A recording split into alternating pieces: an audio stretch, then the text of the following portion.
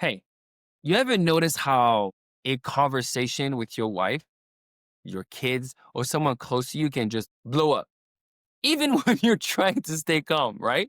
You're trying to explain yourself, she's trying to be heard, and somehow both of you end up just frustrated. Look, it's not because you don't care. It is not because she's too emotional. It's because you are both missing what's actually building relationship and connection, right? And you're missing this one thing. So today I'm going to teach you the framework that changes everything. At least it changed everything for me. And I called it MVE. Mirror, validate, empathize. Has a more scientific name. We're just going to call it MVE. Mirror, validate, empathize. Listen, once you learn this, you'll stop talking past each other and start actually talking to each other. And this is not just for you towards your spouse, but this is also your spouse towards you. You can both use this framework to be able to actually grow your relationship. Okay? Here it is. Story time, real quick. So I remember there was a night where my wife and I got into one of those arguments, right? And it was one of those where the more I tried to clarify, the more she got upset. And I just kept thinking, but that's not what I meant. And she kept thinking, you're not hearing me. Does this sound familiar? Look, at some point, she said, I don't need you to fix it. I need you to hear me. And I was just like, I'm like, what am I doing then? You know? And that hit me because in that moment, I realized I wasn't listening. I was defending. I was trying to solve a problem instead of understanding her experience. I'm going to say that again in case it I was trying to solve a problem instead of understanding her experience. And that night, instead of explaining myself, I repeated back what she said, right? Almost word for word. I said, so what I hear you saying is that you felt alone when I didn't respond. Did I get it right? Look, her entire body softened because for the first time in that conversation, she felt seen. And that moment changed how we communicate forever. So let's go into part one, which is mirror. And it's exactly what it sounds like. It's like holding a mirror in front of somebody, right? So the first step inside of this is simple. It really is simple, but it really is powerful when done right, okay? So all you do is repeat back what the other person said in your own words. It's almost like, paraphrasing in writing. When you're in school and they're like, hey, paraphrase this, right? Which is pretty much you're saying back what they said just in your own word. Okay. And I think it's important to say it's not with attitude, not with sarcasm, just clearly and calmly. Clearly and calmly. Okay. So I'm gonna give you an example. The beginning, right? Because the beginning is always like how you enter it. So what I'm hearing is, let me make sure I got this right. Did I understand you correctly? Right? What I'm doing is just like I'm entering. So what I'm hearing is that da da da da da. Let me make sure I got this right. Da, da, da. I'm pretty much just repeating or paraphrasing what she said because sometimes inside of this, she's going to realize that, like, oh, this is not what I meant, right? And this does two things.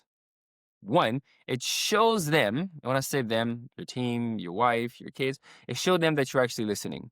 Two, it slows you down so that you don't react, right? Because sometimes when we're too fluid in the way we're speaking, which is like something comes bow, something comes bow, right?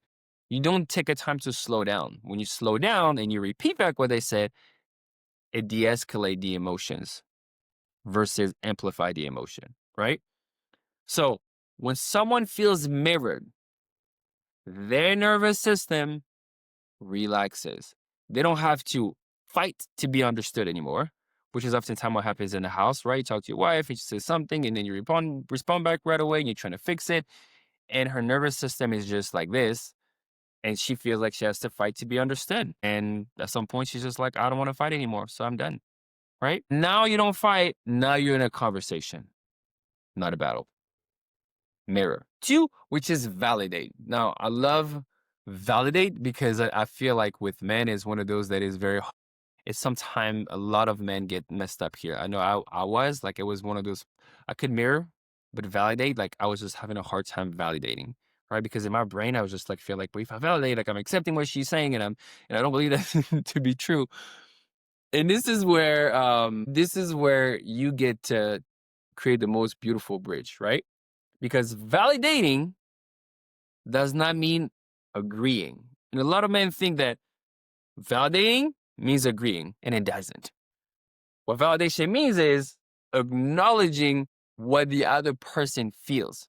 Make sense? You're validating their experience so that you're saying like their experience is real. Because otherwise, they might just feel like I'm crazy, right? Unless you have a spouse or a kid that is so strong into who they are, they're not going to think they're crazy. But everybody else is going to think like, oh my god, I must be crazy because I don't get my experience doesn't get validated, right? So here's an example of how it sounds. It sounds like this. I can see why that hurt. That will frustrate me too. Yeah, that makes sense. So I'm mirroring what I'm hearing is then I'm validating the experience. I can see why that hurt. I'm hearing you say this. What I'm hearing is that would frustrate me too. I'm hearing you saying, yeah, that makes sense. When you validate someone, what you're saying, right? Indirectly saying is, you're not crazy. You're not overreacting. I get how you got there. And this is also like from you energetically, you are trying to understand how they got there. You're not trying to agree with what they're saying. You're trying to really understand how they got there. Because what validation does, and this is a big one, validation creates emotional safety. And that is a hard one for men, I think, to get to, right? Eventually, you evolve to understanding that how important that is for your spouse. But when you validate, you create emotional safety. And safety is what allows connection. Safety allows connection to actually happen, right? So, mirror, I'm the mirror. I repeat back what she said. I'm paraphrasing. Validate, I'm validating the experience that she doesn't feel crazy or my kids don't feel crazy. Then number 3 is empathize. Now, that's the last step. It's empathize. And empathize is stepping into their emotional world, right? Again, not to fix them, but to feel with them. And oh man, look, something to note here. Do not take on their baggage. That means I'm not taking on their fear. I'm not taking on their anger. I'm just there feeling with them, right? And it sounds something like this. And the reason I say this that is important is because whenever you go and you take on somebody else's baggage and you don't necessarily like it, you might want to just solve it and get out of this pain, right? Get out of this anger, get out of this sadness as fast as possible versus just being there with them. Okay? So it sounds something like this. That must have felt heavy. I imagine that was really disappointing. That probably felt lonely, huh? So I'm mirroring what they're saying, right? Repeating, paraphrasing. I'm validating their experience. What I'm hearing you this, it makes sense because, man, I imagine that was really disappointing. Look, empathy isn't weakness. I'm going to say it again. Empathy isn't weakness. It's leadership. And it's leadership because when someone feels felt, they open up. And when they open up, guess what? You stop having the same argument over and over and over again. Because sometimes the argument keeps on coming back because it hasn't been processed. It hasn't been processed because the person did not feel understood. And most of the time, you didn't truly understand, right? Because instead of understanding is understanding how they're feeling, not just instead of logic, what they're saying and what the problem is, but also like how they are feeling. Because then the impact and what you're going to say is going to be different, right?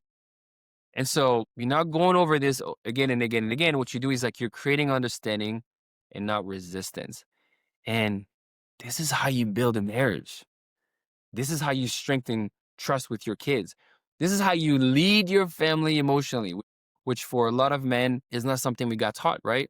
You might have gone to marriage counseling before getting married, but nowhere there did it teach you that communication is going to be so important. You probably need to mirror what she's saying, validate the experience, and then empathize with the feelings so that you can truly navigate this marriage and not feel like she is not understanding me, and she feels like he never hears me. And you're like, I'm literally trying to help, but it's not helping that is asked of you, is holding space. And this framework allows you to hold space. I'm holding space like I'm the wall. I'm not grabbing the baggage, which is like me taking on their feelings. Because when I take on their feelings, one is heavy because I have my own. So the next time conflict shows up, don't jump into fixing. Don't jump into defending or withdraw, right? Remember that rhythm because it is a rhythm. Pause, mirror what she's saying, validate the experience, empathize with their feeling. Because look, it's not about winning the argument. It's about keeping the connection, right? It's not about winning the argument or fixing it. It's about keeping the connection because connection is what creates peace in your home, and we all want peace in our home. You can ask most men, they'll say, what is one thing that you want? Peace. Connection is what creates peace in your home and also power in your relationship and also power in your leadership and also power in your love.